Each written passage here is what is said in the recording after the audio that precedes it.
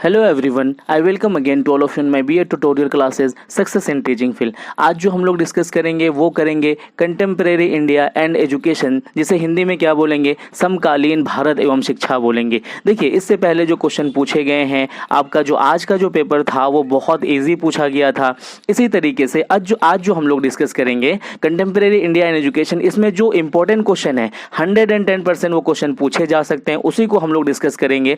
अगर मैं बात करूं यूँ तो मैंने आपको contemporary in India in education का जो वीडियो है वो मैंने आपको प्रोवाइड करा दिया है।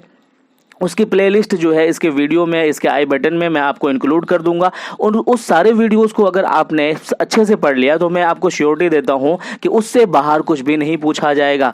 अभी हम लोग समझते हैं इसमें कि किन किन बातों को ध्यान देना है। एक बात और भी ध्यान रखें आप लोग। देखिए, हम जब कोई पेपर लिखते हैं तो हमारा दिमाग सिर्फ इस पर होता है कि हमें ये आता है कि नहीं, हमें वो आता है कि नहीं। देखिए, अब जो आपका एग्जाम आ गया है तो आपको ये नहीं सोचना है कि ये आता है या वो आता है कि नहीं। बस आपको ध्यान देना है कि जितने भी चीजें आपको आ रही ये वो कंप्लीटली आ रहा है कि नहीं, क्योंकि सिर्फ ये आना वो आना कंपलसरी नहीं होता है। यहां पर कंपलसरी ये भी होता है कि आप टाइम मैनेजमेंट के अकॉर्डिंग सारी चीजें लिख पा रहे हैं कि नहीं। जितनी बातें आपके अंदर में है, जो चीजें आपने याद रखा हुआ है, वो सारा कंटेंट आप वहां पर इंक्लूड करके आ रहे हैं कि नहीं। ठीक है, अभी हम लोग ये जो फॉर्मेट है इसका, आप तो फॉर्मेट अच्छे से जानते ही हैं, उसको नहीं समझ करके हम लोग आगे बढ़ते हैं। देखिए, पहला जो यहाँ पर क्वेश्चन है, यहाँ पर आप देखिए, यहाँ देख सकते हैं आप, what do you mean bye diversity of society. ठीक है ना, डाइवर्सिटी ऑफ सोसाइटी के बारे में इन्होंने बात की हुई है। देखिए, ये जो आपका डाइवर्सिटी है ना, ये दो तरीके से आपको पढ़ना है। किस तरीके से पढ़ना है? एक सोसाइटी के बिहाफ पर पढ़ना है, एक लैंग्वेज के बिहाफ पर पढ़ना है। ठीक है ना, क्योंकि ये जो पेपर है ना आपका कंटेम्प्रेरी इन इंडिया, ये पेपर का जो सेंटर पॉइंट है वो डाइवर्सिटी पे भी डिपेंड करता है। देखिए, दो तरीके से पढ़ना है, डाइवर्सिटी सोसाइटी के बिहाफ पर और डाइवर्सिटी लैंग्वेज के बिहाफ पर भी आपको पढ़ना है। ठीक है ना। उसके बाद कहता है what steps have been taken for, क्या कहते हैं कि एजुकेशन इनइक्वालिटी इन एजुकेशन। देखिए, यहाँ पर एक बात और है, यहाँ पर इनइक्वालिटी और इक्वालिटी, ये दो यहाँ पर चार चीजें हो गई है। ठीक है ना। आपको किस तरीके से पढ़ना है? डाइवर्सिटी जो है सोसाइटी के बिहाफ पर, आपको पता है कि हमारा सोसाइटी डाइवर्स है। हम लैंग्वेज के बिहाफ पर पढ़ना है, आपको पता है कि हमारे यहाँ पर बहुत तरह की लैंग्वेज पाया जाता है। और दूसरी जो बात है यहाँ पर, ये क्या है?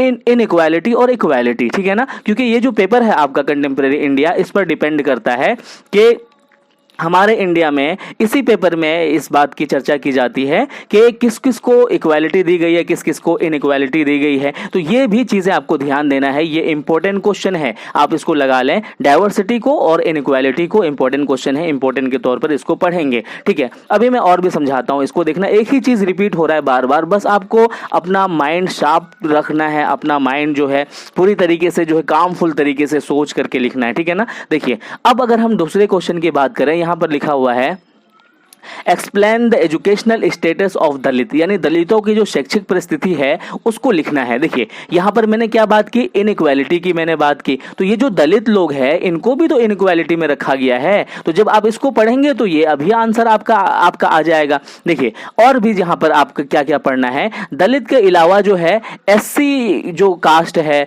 उसके बाद जो है SC ST जो है आपका, ये भी कास्ट, ये सारे को मिला करके पढ़ना है। चाहे वो ट्राइब हो गया, उसको भी आपको मिला करके पढ़ना है। ठीक है ना। तो ये सब मिला करके जब आप पढ़ेंगे ना, तो ये सारे मिलाकर पढ़ने के बिहाफ पर आपका आंसर बहुत ज्यादा इफेक्टिव होगा। और ये जो पेपर है इसका, इस पेपर का जो सेंटर पॉइंट है इसी पर डिपेंड है। एक है आपका डाइवर्सिटी, एक है आपका इनइक्वालिटी, और इनइक्वालिटी में ये लोग आ जाते हैं, SC हो गया, SC ST हो गया। ठीक है ना। उसके बाद ट्राइब लोग हो गया, दलित लोग हो गए। तो ये सारी चीजें इनइक्वालिटी में आते हैं, इसको कोरिलेट करके आप एक बार पढ़ेंगे तो आप बहुत अच्छा कर पाएंगे। ठीक है ना।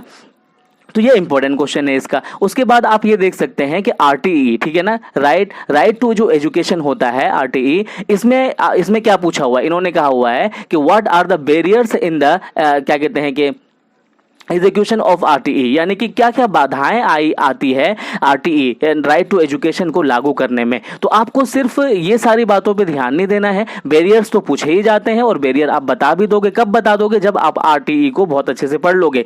ये क्वेश्चन भी इंपॉर्टेंट है। ठीक है ना। तीसरा जो क्वेश्चन है आपका, ये भी आपका इंपॉर्टेंट में आएगा। ठीक है ना। यहां तक आपको समझ में आ गया। उसके बाद लिखा हुआ है इन्होंने, describe the present status of universal enrolment in elementary education, ठीक है ना, एलिमेंट्री एजुकेशन को आपको अच्छे से पढ़ना है। ये अलग बात है कि प्रेजेंट स्टेटस क्या है यूनिवर्सल लेवल पे, क्या कहते हैं कि क्या क्या एनरोलमेंट हुआ है प्राइमरी एजुकेशन में, ये अलग बात है। बट आपको क्या पढ़ना है, प्राइमरी यानी कि एलिमेंट्री एजुकेशन को पढ़ना ज़रूरी है, भले आप ये चीज़ पढ़ो या ना पढ़ो। आप अपने से भी अगर प्रेजेंट स्टेटस यूनिवर्सल आप इसमें लिखना चाहोगे ना, तो वर्तमान जो परिस्थिति है किसका, एनरोलमेंट का, ठीक है ना, तो वो आप खुद भी बता दोगे कि, और अगर ये कहोगे, क्योंकि हमारा जो भारत बहुत एजुकेटेड नहीं है, तो आप बहुत आसानी से बता सकते हो, ठीक है। इसमें इतना समझ में आ गया, इसमें आगे बढ़ते हैं, ठीक है ना। यहाँ पर अगर पांचवा क्वेश्चन हम लोग डिस्कस करते हैं, ये कह रहा है कि explain the constitutional values related to the aim of education, ठीक है ना। यहाँ पर कॉन्स्टिट्यूशनल वैल्यूज की बात की है।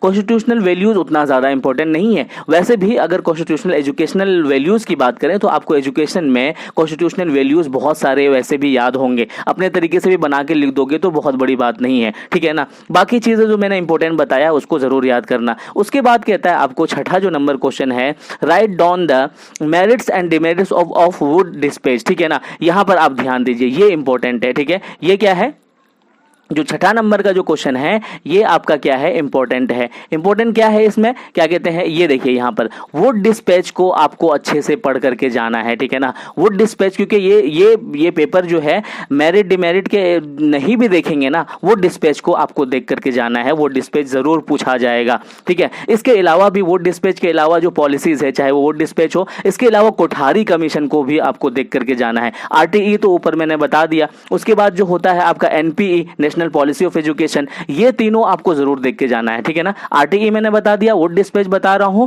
कोठारी कमीशन भी मैं बता रहा हूं कि ये चीज आपको देख के जाना इंपॉर्टेंट है।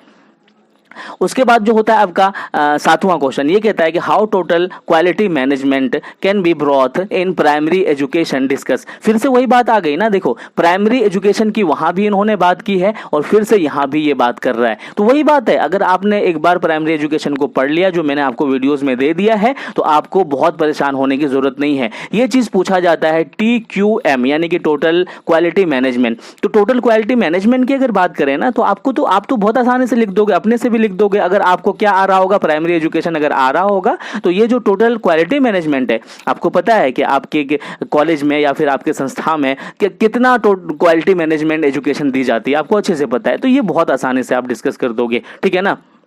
तो इसमें वही पिछली वाली बात है, इसमें इंपॉर्टेंट मैं क्या बताऊं आपको पिछली वाली बात है, प्राइमरी एजुकेशन को मैंने वहां भी बोला पढ़ने के लिए, वही चीज यहां भी रिपीट हो रहा है। बट वहां पर क्या कहा था कि प्राइमरी एजुकेशन के बारे में बताओ, यहां कह रहा है कि टोटल में क्वालिटी मैनेजमेंट के बारे में, तो आप अपने से भी इंक्लूड कर सकते हो अगर आपने उसको समझ लिया है तो।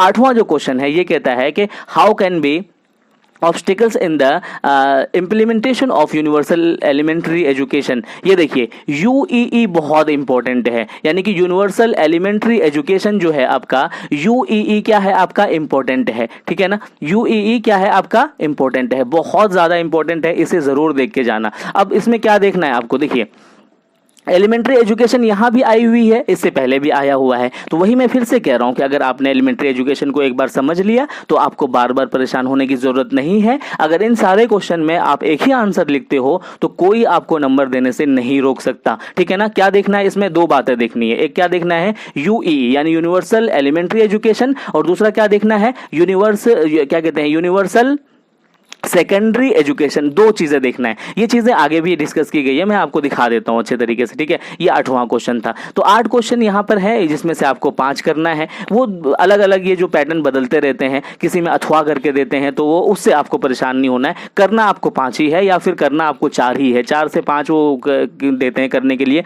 आज का जो पेपर था उसमें 4 ही क्वेश्चन उन्होंने करने के लिए कहा था, और वो भी अथवा करें, यानी कि ये करें या वो करें, इस तरह से था। 2019 का क्वेश्चन है, ये डिस्कस कर रहे हैं और मैंने आपको वीडियोस प्रोवाइड करा दिया है, बस मैं आपको इंपॉर्टेंट क्वेश्चन बता रहा हूं। अब हम लोग डिस्कस करते हैं सेक्शन बी, इसी तरह से आपका बटा हुआ होगा उसमें सेक्शन, ठीक है ना। अब जो अगर यहां पर देखेंगे हम, जो नवा क्वेश्चन है ना, नवा क्वेश्चन में इन्होंने इस तरीके से ABCD में इसको क्या कहते हैं, बांट दिया है। इसको आपको देखना है, देखिए यहां पर क्या दिया है, डाइवर्सिटी इन लैंग्वेज। देखिए इससे पहले भी डाइवर्सिटी पूछा गया है, मैंने कहा था ना डाइवर्सिटी इन सोसाइटी पूछ सकता है या तो डाइवर्सिटी इन लैंग्वेज पूछ सकता है, आपको दोनों देख करके जाना है, इसमें कौन सी बड़ी बात है। आप तो वो भी बोल दोगे ना कि डाइवर्सिटी है हमारे इंडिया में, हिंदू मुस्लिम सिख ईसाई बहुत सारे रिलीजियस है, बहुत सारी कम्युनिटी है। उसके अलावा लैंग्वेज की बात करें तो ऑब्वियसली बहुत सारे लैंग्वेज है, जो बटे हुए हैं मैंने बहुत अच्छे से आपको समझाया हुआ है, ठीक है, ये समझ में आ गया। कॉमन स्कूल सिस्टम भी आपको देख करके जाना है, ये इंपॉर्टेंट मैंने पहले भी बोल दिया, इसमें क्या मैं आपको बोलूं, ठीक है ना। तो कॉमन स्कूल सिस्टम देख करके जाना है। वर्धा कमीशन, ठीक है ना, Kothari commission, Wardha commission, vote dispatch, ये आपको देख करके ही जाना है। एनपीई के बारे में बताया मैंने, एनपीई यानी कि नेशनल पॉलिसी ऑफ एजुकेशन जो है, राष्ट्रीय शिक्षा नीति, ये जरूर देख के जाना है। क्या क्या मैंने बता दिया आपको, एनपीई हो गया, आरटीई हो गया, कोठारी कमीशन हो गया, वर्धा कमीशन हो गया, और उसके बाद है वोट डिस्पैच, इनको जरूर देख के जाना। ये बहुत इजी है और ये सारी चीजें मैंने आपको वीडियोस में बता दिया है, वो सारा परेशान नहीं होना है उसके लिए।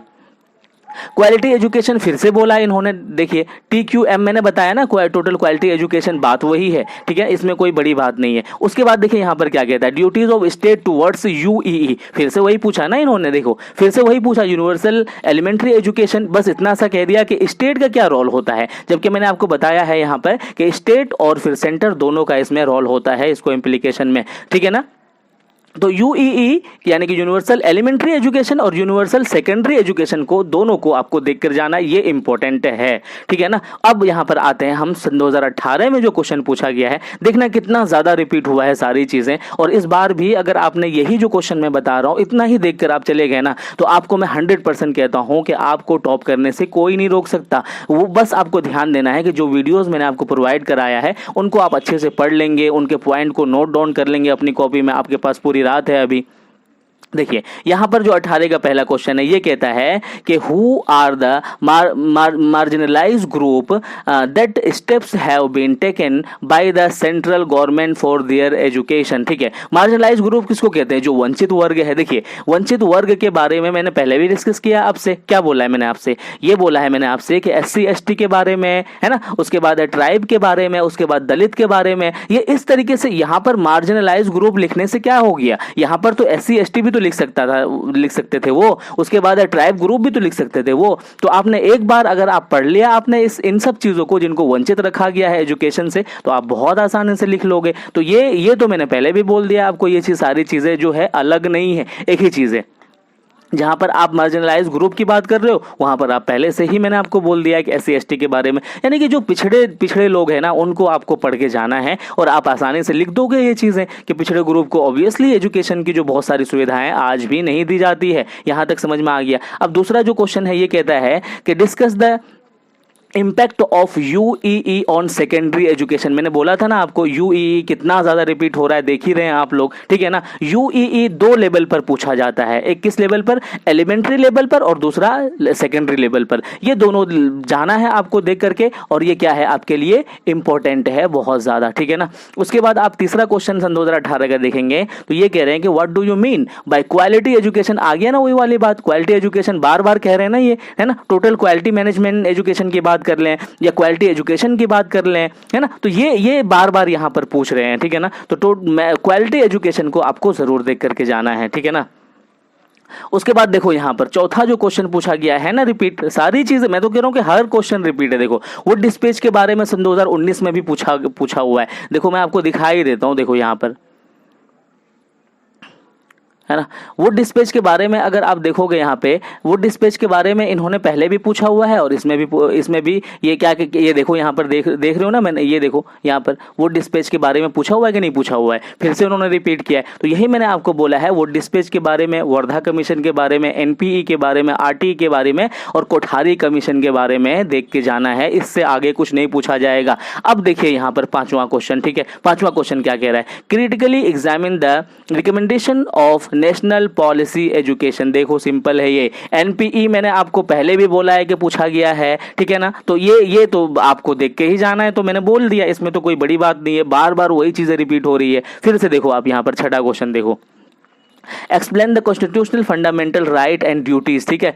आरटीई जो है आपका फंडामेंटल राइट टू एजुकेशन जो है आपका उसको देख के जाओगे तो ये भी आंसर आपको बहुत आसानी से हो जाएगा, ठीक है ना। फिर ये क्या जोड़ता है इसमें, ये जोड़ते हैं कि how constitutional values are related to aim of education, obviously, है ना। एजुकेशन के एम के अकॉर्डिंग ही तो यहाँ पर क्या कहते हैं कि फंडामेंटल राइट्स की बात की गई है। तो ये तो सिंपल है, आपको पहले भी पूछा गया है और इतना तो नॉलेज आपको होता ही है, ठीक है। सातवां क्वेश्चन अगर आप देखेंगे, what are the main aims of democratic education, यहां पर आप देख सकते हो डेमोक्रेटिक एजुकेशन आपको देख करके जाना है, ठीक है ना। डेमोक्रेटिक एजुकेशन क्या होता है वो सारे वीडियोस मैंने आपको दे दिए हैं, आपको लिंक भी दे दूंगा, आप उसको एक बार जरूर देख लेंगे। आप उसको सुन भी लेंगे ना, तो अगर आप लिखते भी नहीं है सुन भी लेंगे ना, तो कुछ तो बातें आपके दिमाग में जरूर रह जाएंगी। आधे से 1 घंटे में आपका सारा आंसर हो जाएगा, ठीक है। तो यहाँ पर क्या है, आपको ये अगर मेन एम की बात नहीं करें ना, तो आप सिर्फ डेमोक्रेटिक एजुकेशन देख लेना तो वो बहुत इनफ है, ठीक है। उसके बाद 8वां क्वेश्चन ये क्या कहते हैं, discuss the need and importance of equality of education in India. Obviously मैंने वहां पर ही बोल दिया है आपको, इक्वालिटी एंड इनइक्वालिटी को देख करके जाना है और उसमें पूरी तरीके से एकदम भर के आ जाना है कॉपी को, कोई आपको नहीं रोक पाएगा पास होने से। अब यहाँ पर उसी तरीके से क्या कहते हैं कि सेक्शन आपका जो है बी है ना, सेक्शन बी में जो है यहाँ पर उन्होंने फिर से ABCDE में बांट दिया है। अब यहाँ पर हम देखते हैं क्या पूछा हुआ है इन्होंने। अगर यहाँ पर पहला क्वेश्चन देखेंगे शॉर्ट आंसर में, तो ये कहते हैं कि एजुकेशनल नीड ऑफ ट्राइब्स। आगे ना वही वाली बात मैंने क्या बोला है आपको, है ना, मार्जिनलाइज ग्रुप कह लो या फिर क्या कहते हो दलित कह देते हैं या कभी कभी SC ST कह देते हैं। तो मैंने तो आपको बोल दिया है कि वो सारी चीज़ें जो है ना एक लेवल से पढ़ करके जाना है, कोई दिक्कत नहीं आएगा आपको। उसके बाद आता है आपका यूनिवर्सलाइजेशन ऑफ एजुकेशन। बोला है ना मैंने इससे पहले भी, यूनिवर्सलाइजेशन एजुकेशन आप एलिमेंट्री के लेवल पे भी पढ़ते हो ना, तो भी आप अगर आप आंसर यहाँ पर लिखोगे यूनिवर्सलाइजेशन एजुकेशन के बारे में, तो आपको आपका आंसर बहुत ज़्यादा सटीक रहेगा और बिल्कुल बेहतर रहेगा आपका। उसके बाद देखिए आप secularism in India. Secularism in India के बारे में आप बहुत अच्छे से जानते हो, तो ये बहुत इंपॉर्टेंट नहीं है ना, डेमोक्रेटिक एजुकेशन ज़्यादा इंपॉर्टेंट है, ठीक है ना। उसके बाद आप यहाँ पर देख सकते हो total quality management in school education, बात वहीं पर आ गई है। TQM की बात बार बार आ रही है, मैंने बोला हुआ है क्वालिटी एजुकेशन की बात के बारे में। और वैसे भी अगर ना भी पढ़ो ना, तो आप ऐसे भी बोल दोगे कि हमारे स्कूल एजुकेशन सिस्टम में क्वालिटी एजुकेशन मैनेजमेंट होना बहुत ज़रूरी है, नहीं है ये सारी चीज़ें। उसके बाद देखो ई का जो क्वेश्चन है ये क्या कहता है, ग्लोबलाइजेशन एंड इंडियन एजुकेशन, यानी कि विश्वीकरण एवं भारतीय शिक्षा। वही बात है, देखो फिर से दोबारा से यहाँ पर देख सकते हो, ग्लोबलाइजेशन कह लो या यूनिवर्सलाइजेशन कह लो, बात तो वही है ना। तो इसका मतलब ये है कि जो सारे क्वेश्चन है ना, आपको बस समझना है, इसको क्वेश्चन को टाइम दे करके समझना है, बाकी आपको कोई बेहतर नंबर लाने से नहीं रोक सकता। उसके बाद आप F में देखोगे basic elements of socialisation. Socialisation का जो बेसिक एलिमेंट्स होता है वो तो सिंपल है, यानी कि सोसाइटी किस तरीके से क्रिएट होता है, सोसाइटी किस तरीके से काम करता है, सोसाइटी का जो रूल्स है नियम है वो किस तरीके से लागू होते हैं, वो सारी बातें यहाँ पर आप लिख दोगे। ये बहुत इंपॉर्टेंट नहीं है, ठीक है ना। जो इंपॉर्टेंट थे वो मैंने आपको बता दिए हैं, और 2-3 बातें आपको बता देता हूँ जो बच्चे फेस कर रहे हैं अभी, जिन बच्चों को प्रॉब्लम आ रही है। देखिए आपका जो आंसर बुक लेट है ना, उसमें आपको एक ऐसा पेपर है जिसमें से आपको अपना पर्सनल डिटेल भरना होता है। उसमें क्या है, फिल द कॉलम होता है, यानी कि वो जो छोटे छोटे जो बिंदु वाले फिलिंग वाले होते हैं ना, उसमें आपको क्या है डिटेल्स भरना होता है, जिसके बिहाफ पर आपका 15 से 20 मिनट किल हो जाता है, ख़राब हो जाता है। इसीलिए मैं ये कहूँगा कि आप जो है इन अपना टाइम मैनेजमेंट को लेके चलेंगे, ये सारे क्वेश्चन आप बहुत आसानी से लिख पाओगे। और ये सारी चीज़ें मैंने आपको प्रोवाइड करा दिया है वीडियो में, आपको परेशान नहीं होना है। ये सारे क्वेश्चन बहुत आसानी से आप लिख लोगे, बेहतर तरीके से कर लोगे। बस आपको ध्यान देना है कि टाइम मैनेजमेंट कैसे ध्यान रखना है और क्वेश्चन को समझना है कि किस तरीके से इन्होंने ट्विस्ट किया हुआ है। तो आई होप कि ये सारी चीज़ें आपको समझ में आया होगा। किसी तरह की क्वेरीज है, क्वेश्चन है, तो आप ज़रूर कमेंट सेक्शन में लिखिएगा। मैं आपको क्या कहते हैं कि रिसेंटली ही आंसर करूंगा। अगर कोई आंसर नहीं आ पा रहा है आपको, तो आपके कल के एग्ज़ाम के लिए मेरी तरफ से आपको बहुत सारी बेस्ट विशेज़ हैं। आप बेहतर करेंगे, सबसे बेहतर करेंगे, क्योंकि आप जितना बेहतर कर सकते हैं दूसरा उतना बेहतर कभी नहीं कर सकता है, ठीक है। तो बेस्ट ऑफ लक कल के एग्ज़ाम के लिए।